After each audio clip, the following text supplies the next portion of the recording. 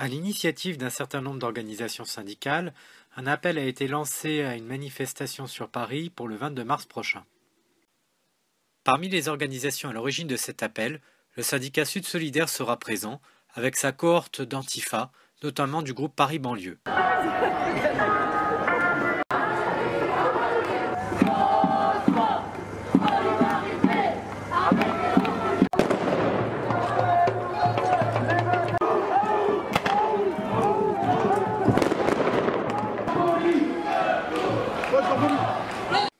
Il semble cependant que les primo-organisateurs soient la CGT ainsi qu'un certain nombre d'organisations syndicales au sein de la fonction publique.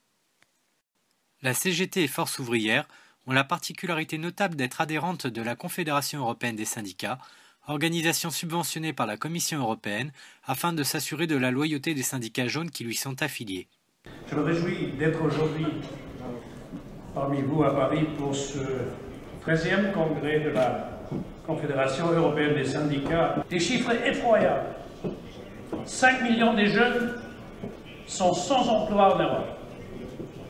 23 millions de personnes sont au chômage dans les 28 États membres de l'Union européenne. La CGT a une voix, elle compte, mais en même temps on voit qu'on n'est pas isolé, ça c'est une bonne chose pour le mouvement syndical européen. On a poussé sur certains points la question de critères communs pour construire des salaires minimums et la question du traité transatlantique avec la volonté exprimée, en tout cas la CGT a poussé pour ça avec d'autres, pour que ces négociations se fassent avec plus de transparence et puis qu'on interdise dans ce genre de traité la volonté des capitalistes de s'attaquer par exemple aux services publics, donc des choses très concrètes. Vous l'avez entendu, Philippe Martinez, secrétaire général de la CGT, à l'occasion du 13e congrès de la CES à Paris en 2015, n'a pas dénoncé en bloc le projet de traité de libre-échange TAFTA, mais simplement pinaillé sur quelques éléments de celui-ci, cautionnant donc la légitimité d'un tel projet. Philippe Martinez, toujours lui, a implicitement appelé à voter Macron pour faire barrage à Madame Le Pen lors des élections présidentielles de 2017. On ne peut pas se plaindre tous les 5 ans, à 20h05, quand on voit apparaître la photo du candidat et 15 ans après de la candidate du Front National en disant c'est alerte générale et puis le lendemain tout oublier. Il y a besoin d'expliquer. Ça, on ne comprend rien à ce que vous dites, pardon. Ah bah vous comprenez rien, mais quand je m'adresse aux salariés, ils comprennent très bien. Oui. Nous, ce qu'on dit, aucune voix pour le Front National. Eh bien, quelqu'un qui ne fait aucune voix, il n'est pas élu. Parce que c'est comme ça que marche la Ve République. À titre personnel, puisque cette élection était usurpée par la propagande médiatique, je me suis rabattu au second tour sur Marine Le Pen, car elle défendait les propositions suivantes. Là encore, mes chers amis, pardon, mais cette démocratie de proximité, elle est la seule, en réalité, qui permette votre contrôle. Et le contrôle ne peut s'exercer si vous êtes sans voix.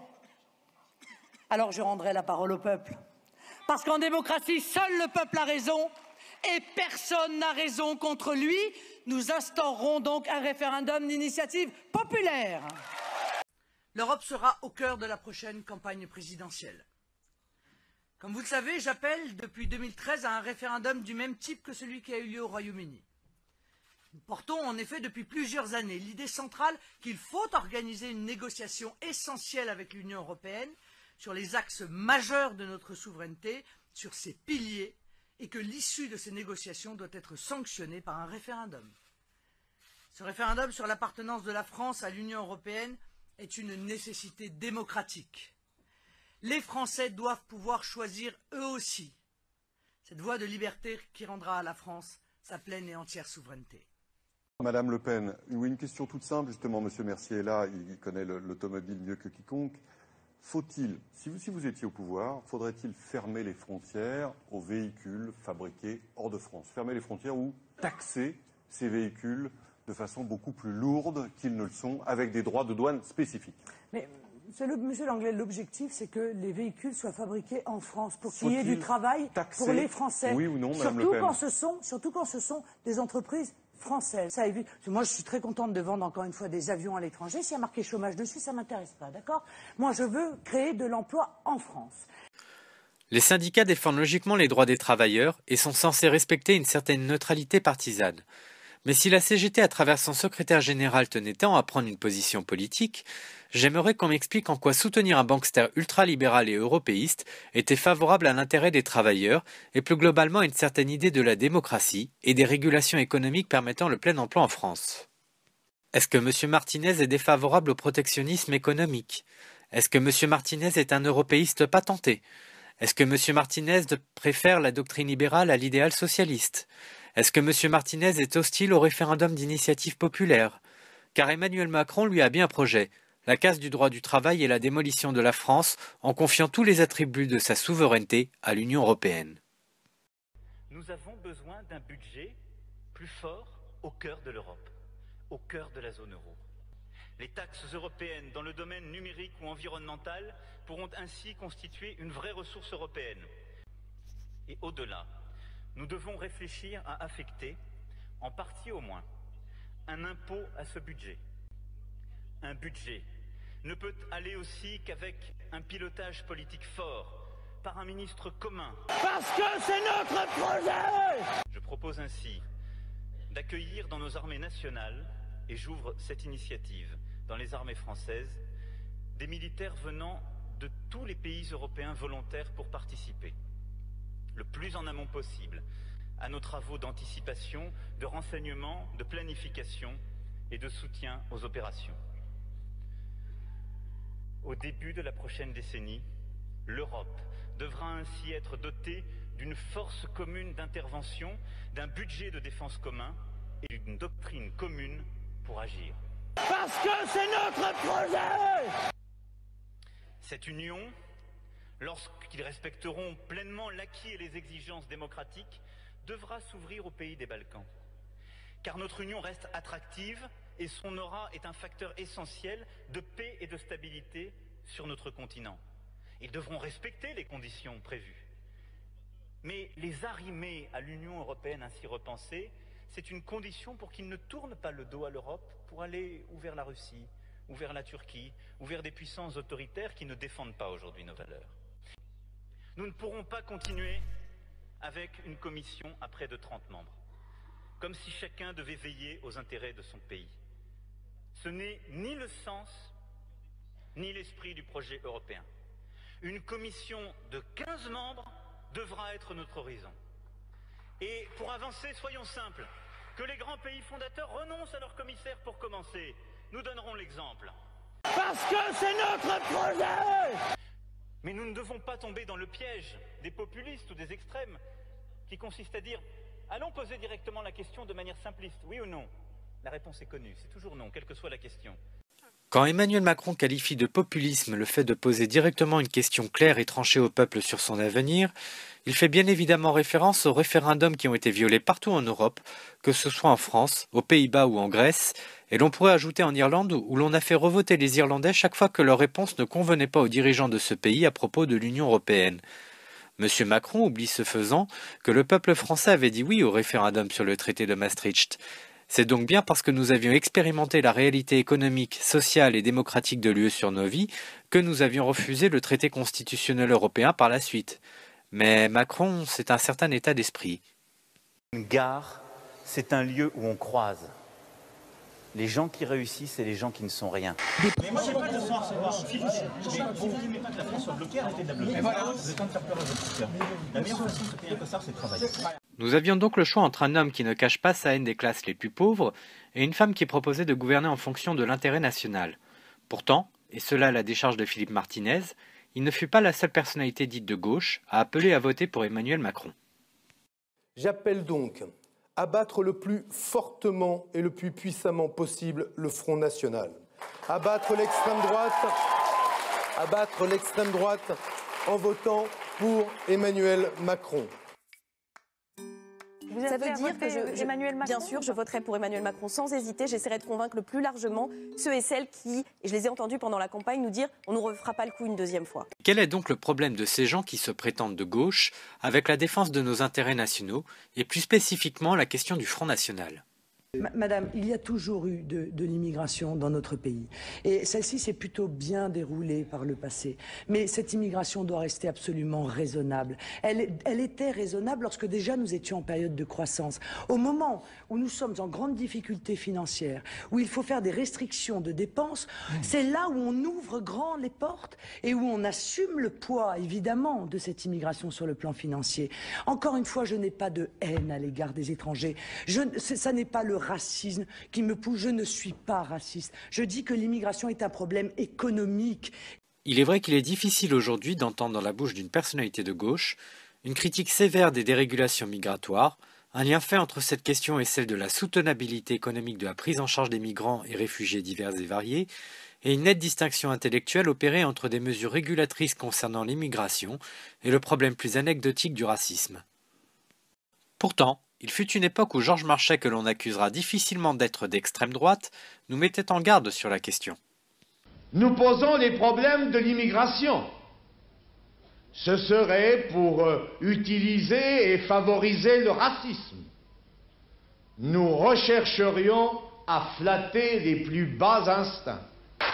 Alors, comme l'autre jour un dirigeant socialiste, ils crient tous en chœur pétainisme.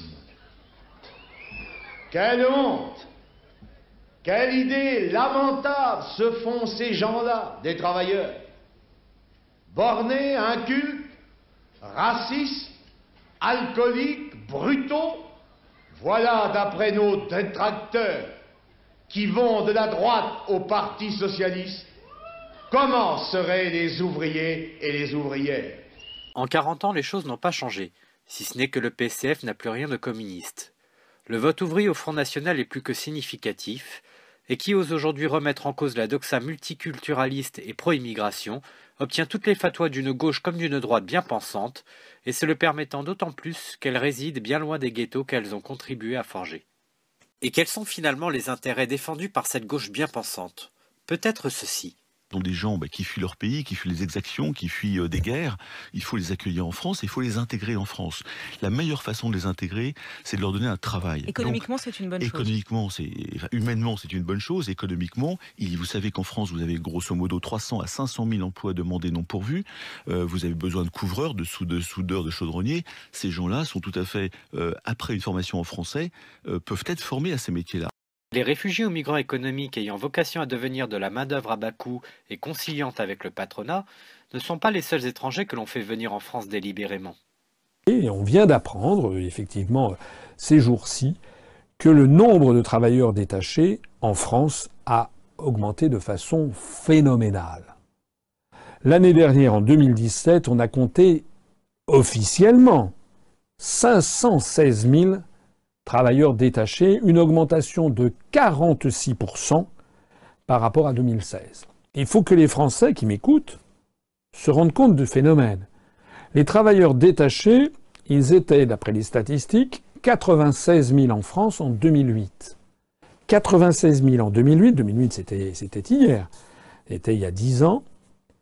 Ils sont désormais passés de 96 000 à 516 000. Ça veut donc dire 420 000 de plus. 420 000 travailleurs détachés en France, ça veut dire 420 000 emplois qui sont pris par des Polonais, des Bulgares, des Slovaques, au lieu de Français.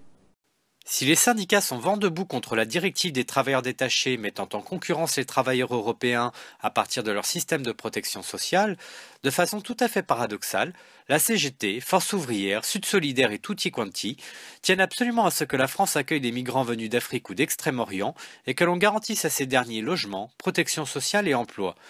Une xénophilie qui se trouve toujours plus exacerbée à mesure que la provenance des migrants, leurs repères culturels ou leur couleur de peau sont les plus éloignés que possible de nos propres repères en France. À se demander pour qui roulent exactement les syndicats et de façon plus générale la gauche française. Ce sont donc les mêmes syndicats qui préfèrent que l'on vote pour une fripouille ultralibérale et européiste qui nous appellent aujourd'hui à manifester pour nous indigner des attaques plus que prévisibles de Macron contre la fonction publique, le droit du travail ou notre protection sociale. Mais de qui se moque-t-on? Quant à la manifestation en elle-même, parlons-en. Comme à leur habitude, Les syndicats l'organisent en fin de mois, c'est-à-dire au moment où le compte en banque de la majorité des Français est vide, contraignant ces derniers à ne pas pouvoir se payer un billet de train pour monter sur Paris. Comme à leur habitude, les syndicats nous demandent de prendre un congé pour manifester en milieu de semaine plutôt que d'organiser leur rassemblement durant le week-end. Et si au moment où j'enregistre cette vidéo, aucune précision n'est donnée sur le lieu de rassemblement, à n'en pas douter, nous serons appelés à défiler au choix entre République et Nation ou Bastille et Place d'Italie, soit des lieux n'ayant aucune portée stratégique pour se faire entendre, puisqu'éloignés de toute institution sensible comme le Parlement ou les grands médias nationaux. En clair, ça n'est pas un rapport de force qui sera institué, mais une balade touristique qui se terminera probablement dans les brumes des gaz lacrymogènes, afin de disperser des foules trollées par des milices antifa et casseurs de tout poil tant chéris par la gauche. Alors bien évidemment, il y a au sein de ces organisations, et je peux en témoigner, de nombreuses personnes qui en ont marre de ces grands écarts idéologiques et d'une organisation des luttes visant bien plus à ruiner par avance le nécessaire rapport de force entre le peuple et l'oligarchie. Mais à mon sens, celles et ceux qui ont osé voter pour Macron au second tour pour faire barrage au Front National doivent assumer leurs conneries, se faire discrets et surtout pas nous appeler à perdre notre temps et notre argent dans des rassemblements qui ne mènent à rien et incarnent une opposition qui n'est que de façade. Non qu'il s'agisse de faire crédit au Front National de ne pas lui-même duper les Français sur ses ambitions programmatiques, ou encore l'absence de racisme d'une part de ses cadres et militants, mais simplement faire preuve de cohérence quand on dit s'opposer à la démolition de notre contrat social, tout en appelant à voter pour des liquidateurs œuvrant pour l'Union européenne. Que je sache, le Front National a toujours respecté le résultat des élections, n'appelle pas à construire des camps de concentration et représente pour la France un péril bien moindre que les ordures de droite ou de gauche qui tiennent tant à démolir notre nation dans leur doctrine ultramondialiste. Si je ne suis pas un partisan de Le Pen et consorts, je raisonne avec ma tête et non en fonction de slogans anxiogènes aboyés par des chiens de garde sur tous les grands médias publics et privés. Je ne décourage personne d'aller manifester aux côtés de collabos qui auront voté en conscience pour Macron, mais j'encourage vivement ceux qui en ont assez d'être pris pour des gogos et considèrent que l'enjeu c'est de destituer Macron, sortir de l'UE et l'euro et renationaliser tout ce qui aura été volé aux Français, à plutôt se rassembler à partir du 4 mai devant la maison de la radio, et cela pour plusieurs jours, afin d'engager un véritable rapport de force avec des revendications autrement plus percutantes et radicales que d'énoncer des mesures de l'usurpateur au pouvoir.